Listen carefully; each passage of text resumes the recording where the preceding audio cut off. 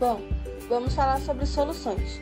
Soluções basicamente são misturas homogêneas que apresentam um aspecto visual uniforme, com uma única fase que podem se apresentar nos estados físicos sólido, líquido e gasoso, e são compostas basicamente por soluto e por solvente.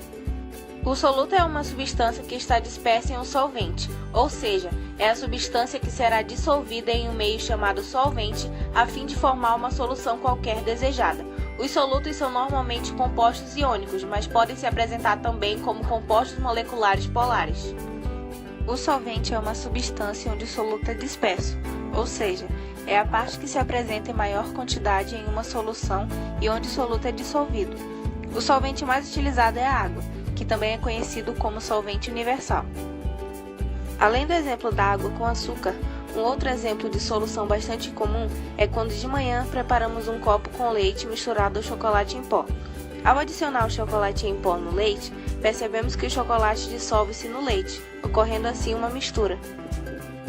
Com relação entre a quantidade de soluto e solvente que compõe a solução, classificamos as mesmas em soluções insaturadas, soluções saturadas e soluções supersaturadas.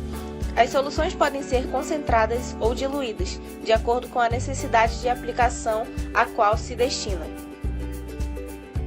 A solubilidade é a propriedade física das substâncias de se dissolverem ou não em um determinado líquido.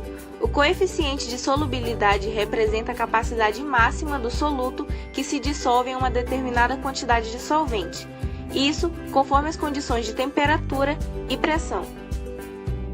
Conforme a solubilidade, as soluções podem ser soluções diluídas, em que a quantidade de soluto é menor em relação ao solvente, ou soluções concentradas, em que a quantidade de soluto é a maior que a de solvente. A diluição das soluções corresponde a adicionar mais solvente em uma solução. Como resultado, passamos de uma solução mais concentrada para uma solução mais diluída. Importante ressaltar que a mudança ocorre no volume da solução e não na massa do soluto. Podemos concluir que à medida que o volume aumenta, a concentração diminui.